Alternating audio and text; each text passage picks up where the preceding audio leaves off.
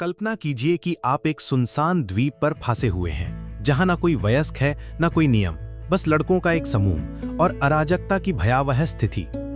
ये William Golding की Lord of the flies है, एक सशक्त कहानी जो सभ्यता के पतन के समय हम सभी के भीतर के अंधकार को उजागर करती है। 1954 में प्रकाशित विलियम गोल्डिंग की लॉर्ड ऑफ द फ्लाइज हमें एक मनोवैज्ञानिक उतार चढ़ाव भरे सफर पर ले जाती है, जहां हम मानवीय मानसिकता की गहराई में गोता लगाते हैं। ये सिर्फ एक जीवित बचे रहने की कहानी नहीं है, ये शक्ति, भय और मासूमियत के नुकसान का एक रूपक है। एक निर्जन उष्णकटिबंधीय द्वीप पर स्थित लड़के एक विमान दुर्घटना में फंस जाते हैं। शुरुआत में ये एक स्वर्ग जैसा लगता है, जंगल, समुद्र तट और एक पहाड़ जो आशाओं से भरा है। लेकिन जैसे जैसे दिन बीतते हैं, एक सुव्यवस्थित समाज बनाने के उनके प्रयास बिखरने लगते हैं। उनके मूल में लॉर्ड ऑफ द फ्लाइज इस विचार की पड़ताल करती है कि हर इंसान का एक अंधेरा पक्ष होता है। उसे नियंत्रित करने वाले सामाजिक ढांचे के बिना वो अंधेरा बढ़ता जाता है।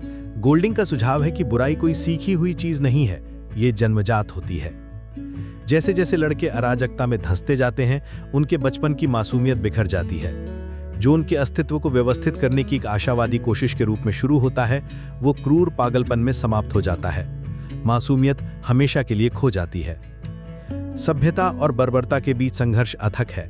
रैल्फ बचाए जाने की अपनी आशा के साथ व्यवस्था का प्रतिनिधित्व करता है, लेकिन जैक शिकार और शक्ति के आदिम रोमांच की ओर आकर्षित होकर दिखाता है कि मानवता कितनी जल्दी बर्बरता में धंस सकती है।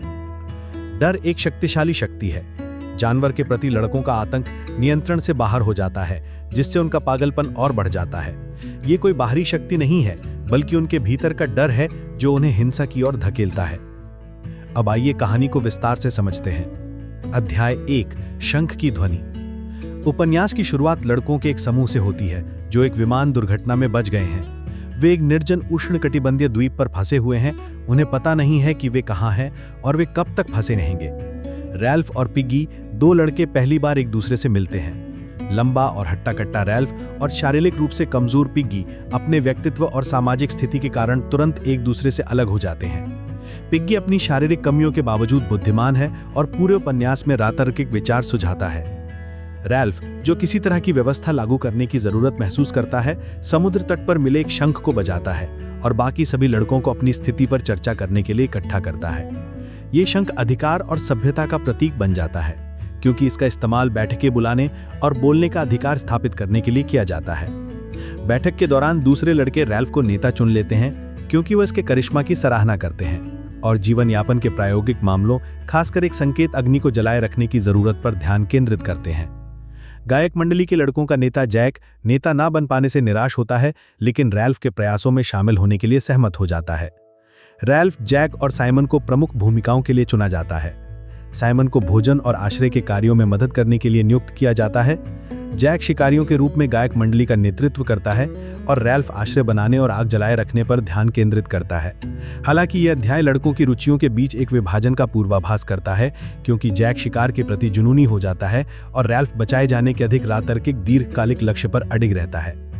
यह अध्याय महत्वपूर्ण है क्योंकि यह उपन्यास के केंद्रीय प्रतीकात्मक तत्वों का परिचय कराता है। शंख और अग्नि। शंख सभ्यता, अधिकार और व्यवस्था का प्रतीक है, जबकि अग्नि बचाव और अस्तित्व की आशा का। लड़कों के सहयोग से नियंत्रित अग्नि का आकार उनके पर्यावरण के साथ सामंजस्य बिठाकर रहने के उनके प्रयासों की सफलता या असफलता का प्रतीक है। अध्याय 2, पहाड़ पर आग।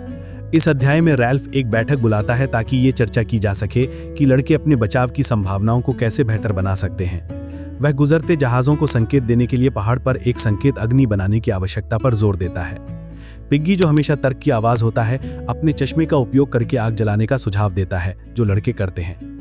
जैसे जैसे आग बढ़ती है, ये लड़कों की रह जाए जाने की चाहत और सभ्यता से उनके जुड़ाव का एक केंद्रीय संबल बन जाता है।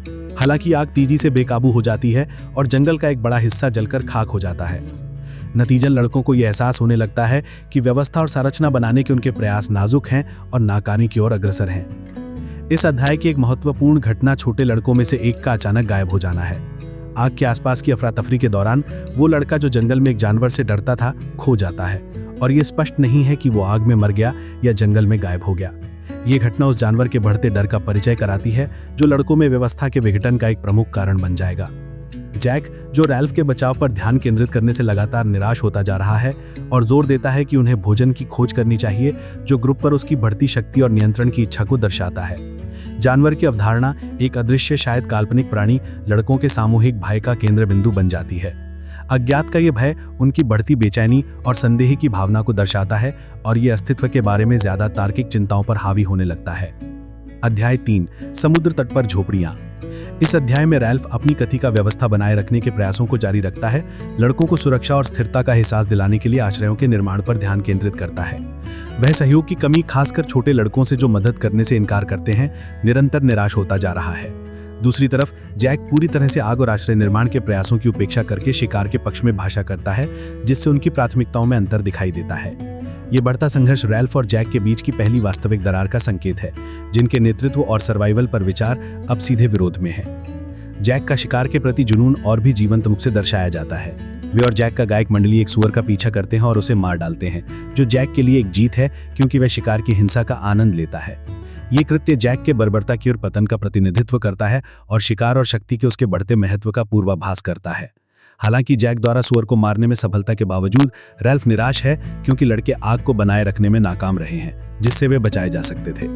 ये रैल्फ की सभ्यता के प्रति प्रतिबद्धता और जैक की हिंसा के माध्यम से नियंत्रण की इच्छा के बीच चल रहे संघर्ष की पृष्ठभूमि तैयार करता है। इसी बीच साइमन, जो लड़कों में सबसे ज्यादा आत्मनिरीक्षण करने वाले हैं, समूह से और दूर जाने लगता है। वह एकांत और प्रकृति में सुकून पाता है, एकांत में समय बिताता है। यह अध्याय कहानी में साइमन की आध्यात्मिक और दार्शनिक भूमिका की शुरुआत का प्रतीक है। उसका आत्मनिरीक्षण करने वाला स्वभाव उसे एक ऐसा पात्र बनाता है जो बाद में द्वीप पर जानवर के वास्तविक रूप को समझेगा। अध्याय 4, रंगे हुए चेहरे और लंबे बाल। इस अध्याय में लड़कों का भौतिक परिवर्तन और भी स्पष्ट हो जाता है। जैक, जो अपनी शक्ति की आवश्यकता और शिकार के रोमांच में निरंतर डूबता जा रहा है, अपनी पहचान छिपाने के लिए अपने चेहरे पर मिट्टी रंग लेता है। ये उसके बर्बरता में उतरने का एक महत्वपूर्ण क्षण है। उसका रंगा हुआ चेहरा उसकी सभ्यता की छिन जाने वाली पहचान और एक अधिक प्राचीन पाशुता स्वभाव को अपनाने का प्रतीक है। जैक का रूप रंग लेता चाहने वाले लड़के से हिंसा और डर से शक्ति प्राप्त करने वाले नेता में उसके बदलाव को दर्शाता है। लड़कों का रूप रंग पूरी तरह से बदल गया है। लंबे बाल और धूल से सने चेहरे सभ्यता के मानदंडों से उनके बढ़ते अलगाव के बाहरी संकेत हैं। जैसे जैसे उनके बाल बढ़ते हैं और उनके कपड़े खराब हो जाते हैं, वे इंसानों से ज्यादा जंगली जानवर जैसे दिखने लगते हैं। ये द्वीप, जो कभी बचाव और सुरक्षा की संभावना वाला स्थान था, अब एक धुंधला, अधिक खतरनाक वातावरण बन गया है। जैक का शिकार पर ध्यान केंद्रित करने से रैल्फ की निराशा बढ़ती जाती है। वह बिलीव करता है कि जैक की हिंसा का जुनून समूह को उनके असली मकसद बचाव से भटका देता है। रैल्फ और जैक, जो एक अधिक प्राचीन शक्ति का प्रतिनिधित्व करते हैं, उपन्यास का केंद्रीय संघर्ष बन जाते हैं। जानवर का डर बढ़ता जाता है और डर जैक के लिए लड़कों को अपने झांसे में लेने का एक हथियार होता जाता है। अंधेरे में धीरे धीरे भीड़ पर जब लड़कों का सामूहिक भर बढ़ता है, तब वे इस जानवर को एक वास्तविक प्राणी के रूप में नहीं, बल्कि एक सर्वव्यापी अदृश्य शक्ति के रूप में कल्पना करते हैं। जानवर का बढ़ता डर जैक को ग्रुप को कंट्रोल करने के लिए यूज करने वाला एक टूल होता जाता है और अंत में लड़के बर्बरता का रास्ता अपनाने के लिए मजबूर हो जाते हैं। अध्याय 6, हवा से जानवर। समूह में तनाव तब और बढ़ जाता है जब अग्नि निगरानी रखने वाले दो जुड़वां भाई सैम और एरिक एक मृत पैराशूटिस्ट को पैराशूट में उलझा हुआ आसमान से उतरते देखते हैं। लड़के शरीर को जानवर समझ लेते हैं, जिससे उनका बेतुका डर और बढ़ जाता है। जानवर का डर अब उनके कार्यों पर हावी हो जाता है, जिससे और अधिक हिंसा और अराजकता फैलती है। निगरानी करते हुए सैम और एरिक पैराशूटिस्ट को जानवर समझ लेते हैं और जब वे दूसरों को इसकी सूचना देते हैं तो समूह का सामूहिक उन्माद चरम पर पहुंच जाता है। बढ़ती दहशत के जवाब में लड़के उस जानवर को खत्म करने के लिए शिकार पर निकलने का फैसला करते हैं। जैक का नेतृत्व और भी तानाशाही होता जाता है और रैल्फ की व्यवस्था बनाए रखने की कोशिशें लगातार नाकाम होती जाती हैं। लड़के अब डर से ग्रस्त हैं और अपने डर को मिटाने के लिए किसी चीज की तलाश में अपनी तार्किकता को त्यागने को तैयार हैं। इस बीच साइमन, जो समूह से लगातार अलग थलग होता जा रहा था, को ये एहसास होता है। जानवर कोई भारी शक्ति नहीं, बल्कि हर लड़के के भीतर छिपे अंधेरे का प्रतीक है। साइमन की ये अंतर्दृष्टि, जो दार्शनिक और दुखद दोनों है, काफी हद तक अनदेखी रह जाती है। वह अपने इस एहसास को दूसरों के साथ साझा करने की कोशिश करता है, लेकिन अपनी समझ में अकेला है। ये अध्याय साइमन के चरित्र विकास में एक महत्वपूर्ण मोड़ है, क्योंकि वह समूह के भीतर मौजूद बुराई के असली स्वरूप को समझने लगता है। अध्याय 7, परछाइयां और ऊंचे पेड़। जैसे ही लड़के उस जानवर की तलाश में निकलते हैं, रैल्फ, जैक और दूसरे लड़के जंगल में पहुंचते हैं और उनका बढ़ता डर साफ दिखाई देने लगता है। वे उस जीव की तलाश में पहाड़ पर चढ़ते हैं जो उनके मन में घर कर गया है। इस खोज के दौरान उन्हें एक रहस्यमयी आकृति दिखाई देती है। एक मृत पैराशूटिस्ट जो पहाड़ पर उतरा है, उसका पैराशूट पेड़ों में उलझा हुआ है। लड़के घबराहट में उस आकृति को उस जानवर समझ लेते हैं जिसकी वे कल्पना और भय कर रहे थे। ये गलतफहमी उनके उन्माद को और बढ़ा देती है। खोज के दौरान रैल्फ नेतृत्व और उनकी दिशा पर सवाल उठाने लगता है। वह डर को अपने कार्यों पर हावी होने देने में खतरा देखता है, लेकिन शिकार की रक्त पिपासा में उसकी तर्क की आवाज धीरे धीरे दब जाती है। जैक, जिसका शिकार और हिंसा का जुनून अब उसे लील गया है, लड़कों को एक मंत्रोच्चार करते हुए पहाड़ का चक्कर लगाते हुए उस जानवर का शिकार करते हुए ले जाता है जिसे वे जानवर मानते हैं। उनका जंगली और पाशविक व्यवहार और भी स्पष्ट हो जाता है, जो बर्बरता की और उनके गहरे पतन का संकेत है। इस बीच साइमन को आत्म साक्षात्कार का एक महत्वपूर्ण क्षण मिलता है। एकांत में आत्मनिरीक्षण करते हुए वह एक खुले मैदान में प्रवेश करता है जहां उसे एक छड़ी पर कटा हुआ सूर का सिर मिलता है, जिसे जैक के कबीले ने जानवर को भेंट के रूप में छोड़ा था। यह विचित्र इमेज, जिसे मक्खियों का स्वामी कहा जाता है, बुराई का एक अशुभन और प्रतीकात्मक प्रकटीकरण बन जाती है। सिर के चारों ओर मक्खियों का झुंड द्वीप पर सभ्यता के पतन को रेखांकित करता है। मक्खियों के स्वामी से साइमन की मुलाकात उस क्षण को चिन्हित करती है जब वह जानवर के वास्तविक स्वरूप को समझता है। ये कोई भारी शक्ति नहीं, बल्कि प्रत्येक लड़के के भीतर का अंधकार है। हालांकि इस एहसास के भय से अभिभूत होकर साइमन इस सत्य की गहराई को समझने में असमर्थ होकर गिर पड़ता है। अध्याय 8, अंधकार का उपहार। यह अध्याय रैल्फ और जैक के बीच की गहरी दरार को दर्शाता है। जैक, जिसका रैल्फ के नेतृत्व में सारा विश्वास उड़ गया है, समूह से अलग हो जाता है और अपना अलग कबीला बनाता है। वह स्वयं को एक ज्यादा हिंसक और सत्तावादी समूह का नेता साबित करता है, जो रैल्फ के बचाव और सभ्यता के दृष्टिकोण को नकारता है। जैक से भाजा हुआ जानवर के डर को एक हथियार की तरह इस्तेमाल करता है ताकि लड़कों को अपने पीछे चलने के लिए उकसा सके। वह उनसे वादा करता है कि उसके कबीले में शामिल होने से उन्हें जानवरों से सुरक्षा मिलेगी और वह उन्हें सभ्यता की सीमाओं से मुक्त होकर काम करने की आजादी देता है। जैक का कबीला शिकार और हिंसा पर केंद्रित एक समूह बन जाता है, जो अपनी हत्याओं के आदिम आनंद में डूबा रहता है। लड़कों पर अपनी पकड़ और मजबूत करने के लिए जैक जानवर को एक सूअर के सिर के रूप में एक उपहार देता है, जिसे वह एक छड़ी पर रखता है। यह भेंट जैक द्वारा बर्बरता को पूरी तरह से अपनाने और सभ्यता के किसी भी रूप को नकारने का प्रतीक है। मक्खियों का स्वामी बुराई और बर्बरता का एक शक्तिशाली प्रतीक बन जाता है, जो लड़कों के अंधकार में उतरने का प्रतिनिधित्व करता है। इस बीच रैल्फ का समूह सिकुड़ रहा है, क्योंकि ज्यादा से ज्यादा लड़के जैक की आजादी और शक्ति के वादों से आकर्षित हो रहे हैं। रैल्फ बाकी लड़कों को बचाव के लक्ष्य पर केंद्रित रखने के लिए संघर्ष करता है, लेकिन उसका अधिकार कमजोर होता जा रहा है। हमेशा तर्कशील रहने वाला पिग्गी जैक के बढ़ते प्रभुत्व के सामने लगातार अकेला और शक्तिहीन होता जा रहा है। यह अध्याय द्वीप पर व्यवस्था के विघटन और सभ्यताएं मूल्यों के पूर्ण परित्याग पर जोर देता है। अध्याय 9, मौत का दृश्य। उपन्यास का सबसे दुखद और प्रतीकात्मक क्षण इसी अध्याय में घटित होता है, जब साइमन की मार दिया जाता है। मक्खियों के स्वामी से मुठभेड़ के बाद साइमन पहाड़ से लड़खड़ाते हुए नीचे गिरता है और दूसरों को उस जानवर के बारे में सच्चाई बताने की कोशिश करता है। जैसे ही वह समूह की ओर बढ़ता है, जो एक उन्मत्त गमत अराजक नृत्य के इर्द गिर्द खट्टा है, वे उसे ही जानवर समझ लेते हैं और अपने सामूहिक उन्माद में लड़के साइमन पर टूट पड़ते हैं और उसे बेरहमी से पीट पीट कर मार देते हैं। साइमन की मौत अत्यंत प्रतीकात्मक है। ये उस क्षण का प्रतीक है जब द्वीप पर सभ्यता और नैतिक स्पष्टता की सारी आशा समाप्त हो जाती है। साइमन ही एकमात्र ऐसा कैरेक्टर था जिसने उस दैत्य के स्वभाव को सही मायने में समझा था कि वह उनमें से हर एक के भीतर रहता है। उसकी मौत सत्य के विनाश और लड़कों के अपनी नीच प्रवृत्तियों के आगे पूर्ण समर्पण का प्रतीक है। साइमन की हत्या लड़कों द्वारा केवल भय का परिणाम नहीं है, बल्कि उनके अस्वीकृत अपराध बोध और उनकी स्थिति के प्रति उनके अनियंत्रित क्रोध का भी प्रकटीकरण है। साइमन की मौत के बाद का दृश्य संक्षिप्त है और स्तब्ध कर देने वाला है। लड़के, जो अब पूरी तरह से अपनी बर्बरता में फंस गए हैं, अपने अपराध की गंभीरता को समझ नहीं पाते। वे अपने कैंप में लौट आते हैं मानो कुछ हुआ ही ना हो, जो उनके पूरी तरह बर्बरता में डूबने का संकेत है। ये अध्याय उपन्यास के केंद्रीय विषय को रेखांकित करता है, प्रत्येक मनुष्य के भीतर बुराई की क्षमता और सामाजिक बंधनों के अभाव में उसे कितनी आसानी से जागृत किया जा सकता है। अध्याय 10, खोल और चश्मा। साइमन की मौत के बाद रैल्फ और पिग्गी खुद को समझाने की कोशिश करते हैं कि वे पूरी तरह से जिम्मेदार नहीं थे, लेकिन उनका अपराध निर्विवाद है। वे हत्या को तर्कसंगत बनाने की कोशिश करते हैं, लेकिन ये स्पष्ट है कि लड़कों ने एक ऐसी सीमा पार कर ली है जहां से वापसी मुमकिन नहीं है।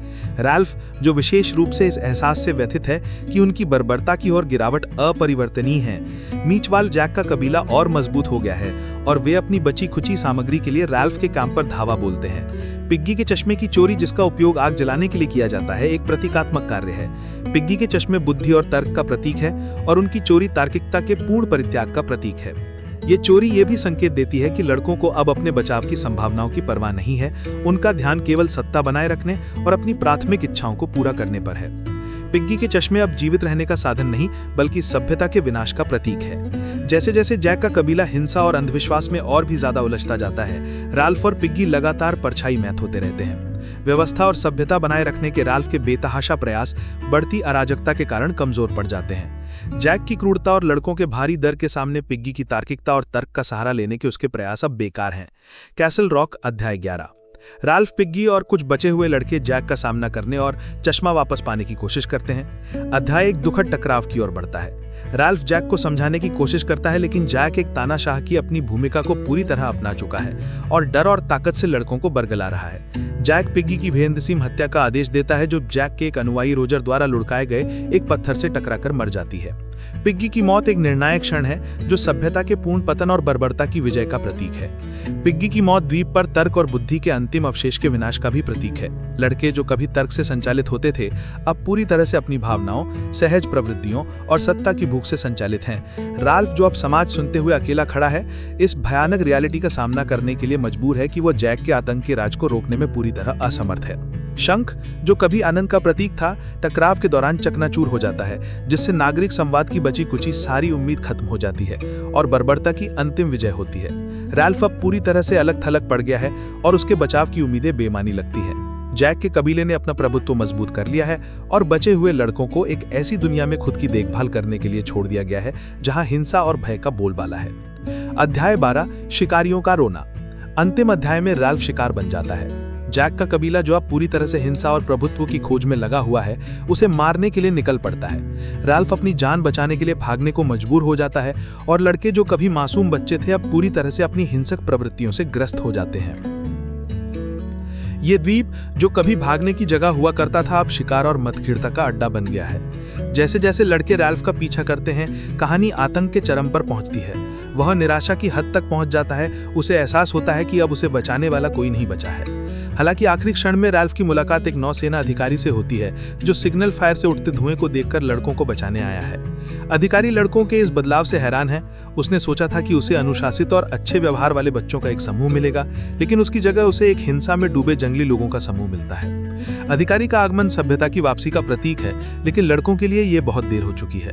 वे पहले ही अपनी मासूमियत खो चुके हैं और बर्बरता में उनका पतन पूरा हो चुका है। राल्फ, जो कि अवस्था के पूर्ण पतन का सामना करने के लिए मजबूर है, फूट फूट कर रो पड़ता है। उसका रोना सिर्फ लड़कों की जान के लिए नहीं, बल्कि उनकी मासूमियत के जाने और उनके द्वारा झेली गई भयावहता के लिए है। उपन्यास एक दुखांत नोट पर समाप्त होता है, जहां राल्फ मानवीय बुराई के वास्तविक स्वरूप और सभ्यता की नाजुकता पर विचार करता है। अगर आपने कभी सभ्यता और बर्बरता के बीच की बारीक रेखा या मानव व्यवहार पर भय के प्रभाव के बारे में सोचा है, तो लॉर्ड ऑफ द फ्लाइज आपको मानव जीवन के बारे में अपनी हर जानकारी पर सवाल उठाने पर मजबूर कर देगा। अगर आपको ये विश्लेषण पसंद आया है, तो लाइक करें, सब्सक्राइब करें और साहित्य और कहानी कहने के बारे में और गहराई से जानने के लिए घंटी जरूर दबाएं। अगले वीडियो में मिलते हैं।